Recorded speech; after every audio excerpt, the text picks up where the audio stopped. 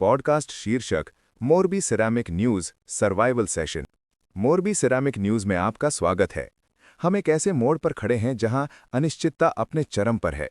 पश्चिमी एशिया के युद्ध और लॉजिस्टिक की समस्याओं ने हमारी रफ्तार पर ब्रेक लगा दिया है। आज का ये एपिसोड कोई समाधान देने के लिए नहीं है, बल्कि उन कठिन सवालों को उठाने के लिए है जो हर मैन्युफैक्चरर और डीलर को सही डिसीजन लेने में प्रॉब्लम पैदा कर रहे हैं। चलिए शुरू करते हैं। भाग 1, मैन्युफैक्चरर की प्रॉब्लम्स। क्या ये समय मोरबी के फैक्ट्री मालिकों के लिए सिर्फ मुनाफे का है या उनके अस्तित्व का? ईंधन का चुनाव, द फ्यूल गैम्बिट। प्रोपेन और जीएसपीसी के रेट आसमान छू रहे हैं। सवाल ये है कि मैन्युफैक्चरर किसे प्रायोरिटी दें, कौन सा गैस कंटिन्यूस मिलेगा और उसका रेट तो ज्यादा नहीं होगा ना? कम रेट के इंतजार में रुकें या सप्लाई सिक्योरिटी के लिए महंगे रेट पर भी गैस लेकर अपना प्लांट चालू करें? प्रोडक्शन की शुरुआत कब करें? 400 से ज्यादा फैक्ट्रियां बंद पड़ी हैं। हर किसी के मन में एक ही सवाल है, प्रोडक्शन फिर से शुरू करने का सही समय क्या है? अगर आज प्रोडक्शन शुरू किया तो क्या आगे इतने ऑर्डर मिलेंगे कि प्लांट लंबे समय तक चल सके? एक्सपोर्ट के ऑर्डर अभी आने वाले नहीं हैं, ये तो पक्का है। तो क्या इतनी डिमांड डोमेस्टिक मार्केट से आएगी कि मैन्युफैक्चरर लगातार प्लांट चला सके? प्रोडक्शन कॉस्ट और मार्केट डिमांड। यदि गैस के दाम इसी तरह ऊंचे रहे तो टाइल्स की कॉस्टिंग कितनी बढ़ जाएगी? क्या मार्केट इतनी बढ़ोतरी स्वीकार एक्सेप्ट करेगा? और अगर नहीं तो एक मैन्युफैक्चरर कितने दिनों तक सुचारू रूप से फैक्ट्री चला पाएगा? कैश क्रंच, नकदी की समस्या। कच्चा माल, ईंधन और ट्रांसपोर्ट सब महंगा हो गया है। वर्किंग कैपिटल की जरूरत 50% बढ़ गई है। पुराने क्रेडिट चक्र के बीच इस बढ़ी हुई नकदी का इंतजाम कैसे होगा? 45 दिनों से प्लांट बंद थे, तो जो भी कैश था वो मेंटेनेंस और फिक्स्ड कॉस्ट में चला गया है।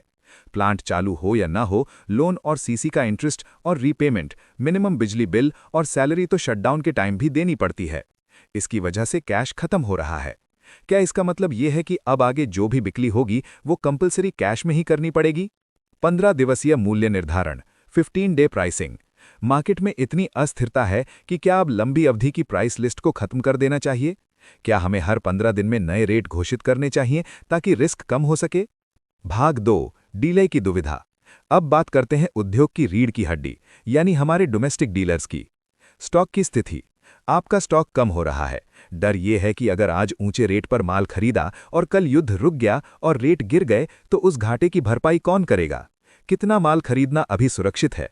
मार्केट को नए रेट स्वीकार करने में कितना समय लगेगा? सर्विस बनाम भरोसा। आपके पास पुराने ग्राहक और बिल्डर्स हैं। अगर आप आज रेट बढ़ाते हैं तो भरोसा टूटने का डर है, और अगर नहीं बढ़ाते तो पूंजी डूबने का। सर्विस और फाइनेंशियल लॉस के बीच बैलेंस कैसे बनेगा? कंपटीशन। अगर आपके पड़ोसी डीलर के पास पुराना स्टॉक है और वो पुराने रेट पर माल बेच रहा है, तो आप नए महंगे रेट के साथ ग्राहक को अपने पास कैसे रोकेंगे? कहीं मेरा कॉम्पिटिटर मेरे से सस्ते रेट में मोरबी से मटेरियल तो परचेज नहीं कर रहा ना? मैन्युफैक्चरर और पारदर्शिता। क्या मेरा मैन्युफैक्चरर सच में जो रेट बढ़ा रहा है वो मेरे लिए तो ज्यादा नहीं बढ़ा रहा? जो दूसरे मैन्युफैक्चरर रेट बढ़ा रहे हैं क्या वो भी उतना ही है? एक डीलर को कैसे पता चले कि कौन सच बोल रहा है? इंतजार या खरीदारी? क्या अभी माल का स्टॉक कर लेना चाहिए या मोरबी मार्केट में रेट कम होने का इंतजार करना बेहतर है?